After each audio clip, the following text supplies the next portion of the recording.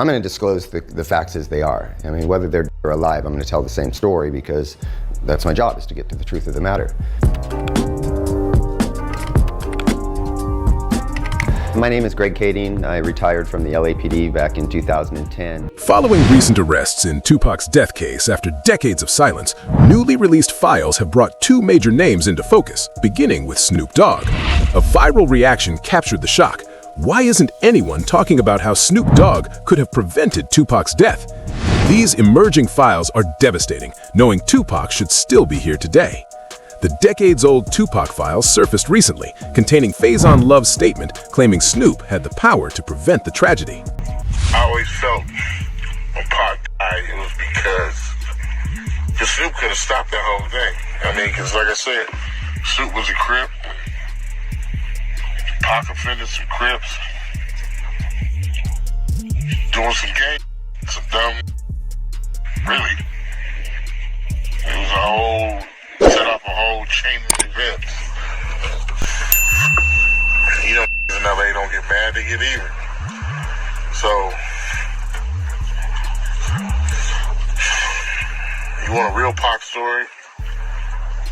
That's my Pac story. As Pac would be alive today if he had stayed allies with Snoop and not cross Snoop. Snoop's connection to Tupac's death emerged through police records, revealing Detective Russell Poole's suspicion that Suge Knight orchestrated Tupac's murder before his label departure, then strategically blamed rival Crips to mislead investigators. Detectives allege Snoop Dogg became their primary suspect for pinning the crime, given his status as one of the world's most prominent Crips. The case surrounding Snoop grows increasingly intriguing when considering he was originally meant to be riding in the vehicle with Tupac that fateful night. With Tupac, though, in regards to Tupac, I heard a story, did you give him different advice that night on where to go? I didn't give him no advice. Right. We wasn't seeing eye to eye. Right. So. Saying during the Tyson. Yeah, this incident that I'm explaining to you right now was the day before that. Okay. So when they got to Vegas, they went their way, I went back. I mean, when we got to LA, they went to Vegas and I went home.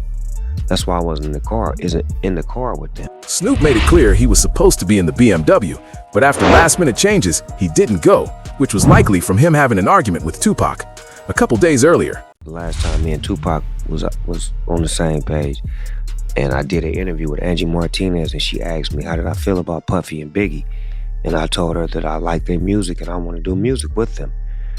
Bro didn't like that, Tupac didn't like that, so we had a misunderstanding. So on the flight back to LA, I didn't feel comfortable around them for what they had did, as far as I didn't let my security ride with me. So to protect myself and to prevent from happening, I slept under a blanket with the knife and the fork just in case something was to go wrong.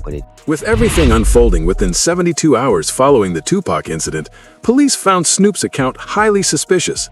You must remember that during the 90s era, Snoop maintained far deeper street connections than he does today. Many theorized that Snoop possibly received intelligence through the Crips about their plans targeting Tupac, prompting him to distance himself. However, another interview reveals Snoop confessing he believed Tupac harbored hatred toward him right before he was killed. I say a week before we was best of friends. 2 days before I don't think he liked me. Why? Because we was in New York, and it happened. New York, they shot at me and did all kind of shit to me, like just the worst you could think of. And I forgave him. And went and did an interview and was asked, how do I feel about Puffy and Biggie? And I was like, I like it. I want to do some music with them. And I just rubbed Cuz the wrong way, like tried to me out at you, and you talking about you want to do a song with him. I wasn't thinking about his emotions. I was thinking about the way I felt at the time. I wasn't into no controversy. I liked his music. They was our friends. We was all friends at one point. This video footage of all of us hanging out. Didn't.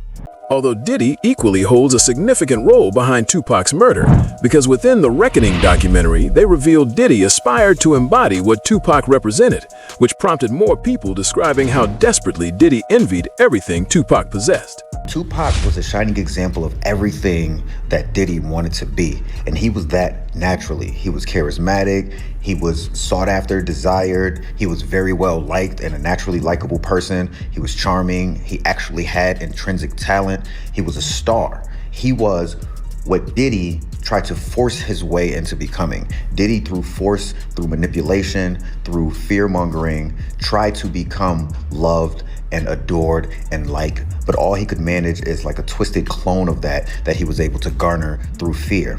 But back to my original point, he thought he triumphed over Tupac by when actually what he did was make Tupac immortal.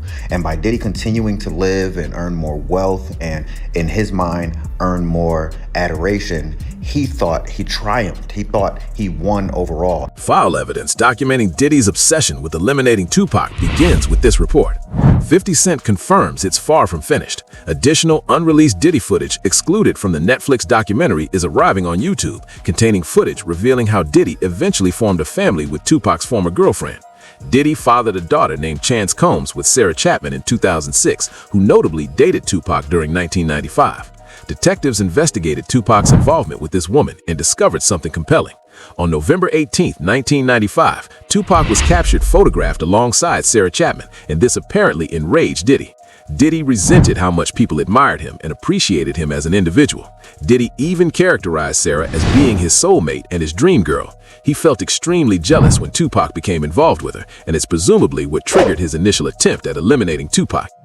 I believe so. I do believe so. I have proved things that I could say that will back up my claim, but this is not for the world to know about. You know what I mean? It's between me and him, and only he knows. So every time he say it didn't happen, or that's the only thing that makes this become an issue to everybody. I was acting. Who gets shot 5 times in acts? Oh, I didn't get shot 5 times in A Vision. I only got shot once because they found the bug. The police found it, but now they the cops. Now they doing detective work. But the initial attempt failed. And during the Diddy trial, they revealed information regarding the second attempt. Former officer alleges Diddy had Tupac eliminated for $1 million. Suge Knight responded and had Biggie eliminated. They allege Diddy recruited Keith D to orchestrate the hit and recruit people to execute the act for him, which is precisely what Keith D did. He was brought into an interrogation years later where he confessed to the feds that he met with Diddy multiple times and that he was the mastermind behind the crime. On all 4 of those occasions, there's San Diego, Anaheim, Irvine, and Vegas. Which ones do you actually talk to Puffy at?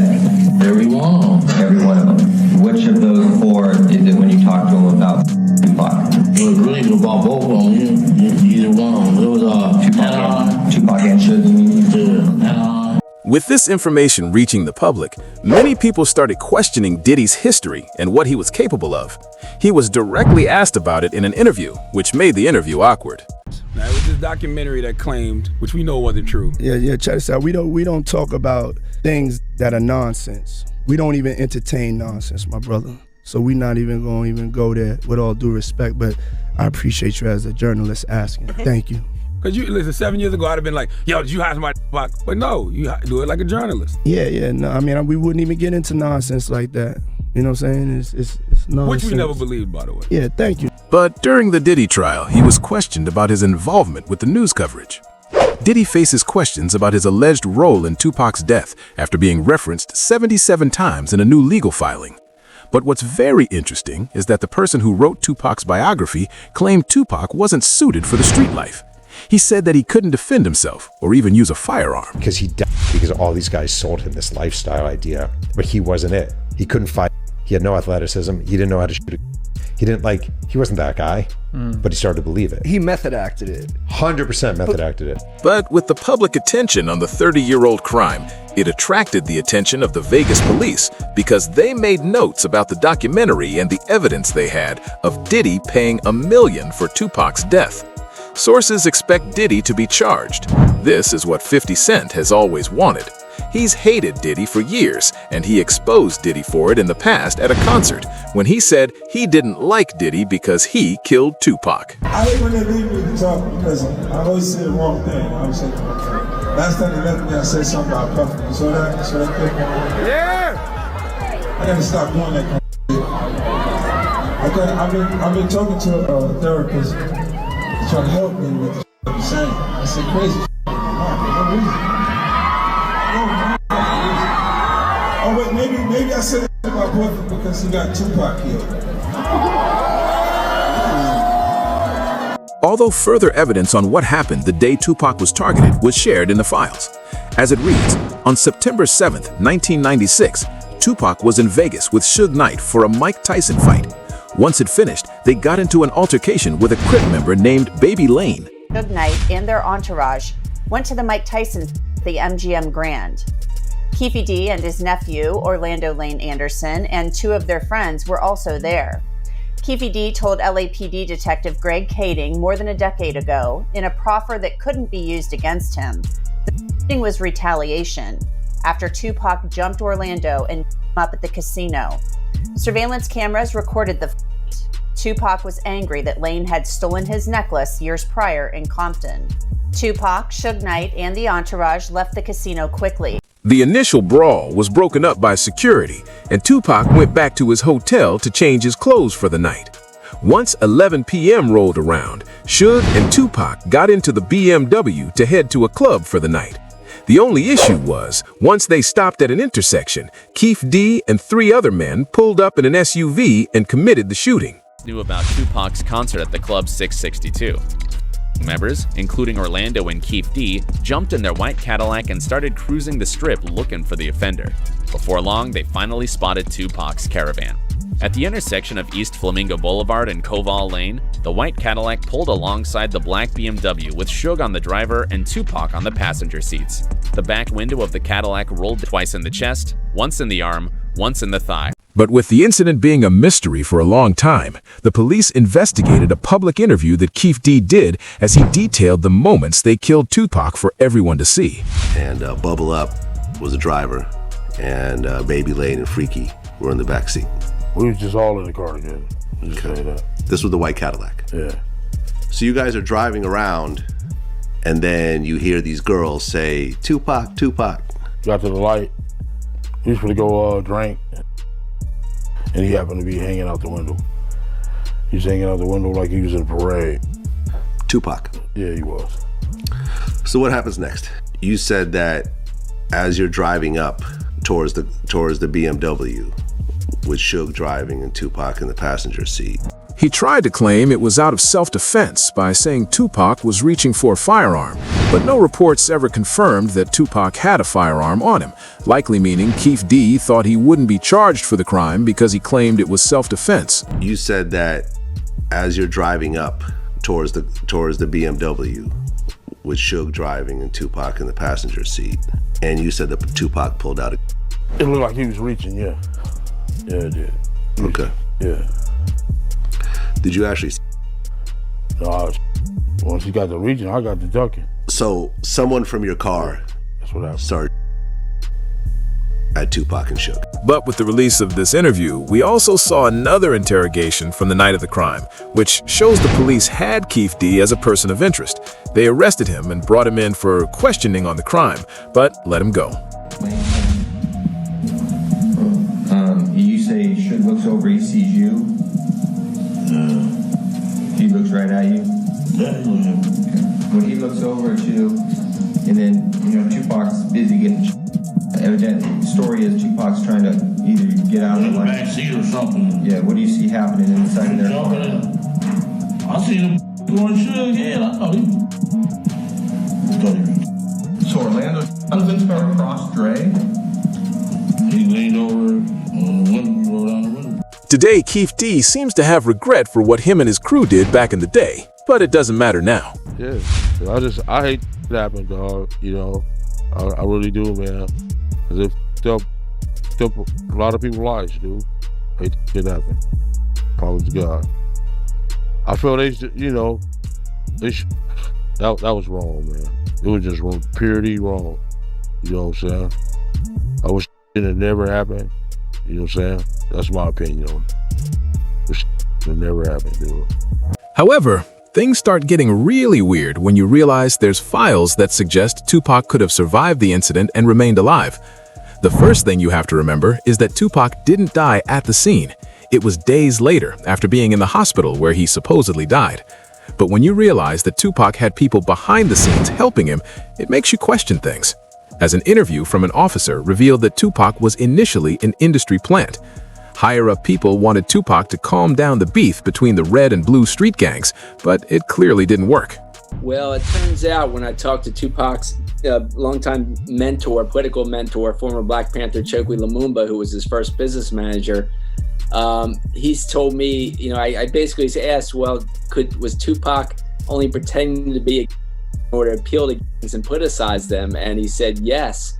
And that was part of his thug life agenda that he came up with his imprisoned stepfather, Mutulu Shakur. And so Tupac was just using that in order to get the and the Crips leaders to call peace truces, first in Los Angeles, then throughout California, and then throughout the country. And that was why he was pretending to be this gangster type.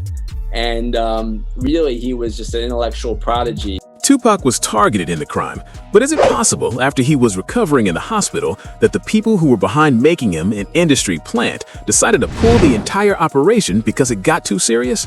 Because one of the weirder things we heard of Tupac's death is that his close friend named Trey was interviewed in 2010, which was 14 years after Tupac died. Randomly, the cameraman puts his camera down and asks when he last saw Tupac, to which Trey said he last saw him in Cuba. The weirdest thing is he answers the question like it's totally normal and isn't questioning the reporter on why he would ask him about his friend who died over a decade prior. So if you ain't ready for it, get on the sidewalk. One last question. Is Pac still alive? Nobody knows. Y'all good? Yeah, we good. Thanks a lot, man. We good. Last time I saw him, he was in church. But shortly after this interview, a website showed a video of what was believed to be Tupac alive in Cuba. That's Pac, man. He with the outlaw. And Reg from Holla Back. He's trying to be friendly and get autographs. Holla Back exclusive, baby. Holla Back. This is what made the Tupac is alive in Cuba theory, which only got more interesting when you realize that it's the same country that his aunt went to live in many years ago. But another person who claimed Tupac was doing well before he disappeared was Suge Knight, because he claimed in many interviews that Tupac was alive and doing well recovering in the hospital. As Suge Knight said, "When I left that hospital, me and Tupac was laughing and joking, so I don't see how somebody can turn from doing well to doing bad." When I left that hospital, me and Pac was laughing and joking. So I don't see how somebody can turn from doing well to doing bad. So you seriously think that he might still be alive? I'm gonna tell you this, Pac, you never know. Police reports claimed Tupac was in a deep coma, so he wouldn't have been able to laugh with Suge Knight. But Suge claimed the exact same thing in another interview many years apart. So he was conscious on the way to the hospital? He was conscious on the way to the hospital. He was conscious in the ambulance. He was conscious after they did the surgery. What was the last thing that he said to you? They left. Shortly after Suge did one of the interviews, he was targeted by a man with a firearm multiple times. Suge believed this was because of the way he claimed that Tupac was still alive and people were trying to get him. But around the time that Suge Knight was sentenced, his son started still alive and living in Malaysia. The next day after posting this, he posted a conversation which wrote, "You said too much, time for you to go." With him panicking, he would leak photos of Tupac with modern celebrities like 50 Cent and Beyonce. He made it seem like someone was after him for leaking it, as he captioned the Beyonce post, "He never left us, they'll be after me soon." Some people believe this was a publicity stunt to get clout for his son, but others believe it's the truth. No one else would know more about the situation than Suge Knight, considering he was on the scene when What do you think happened that night in Vegas? Let us know in the comments, and don't forget to subscribe for more hidden truths.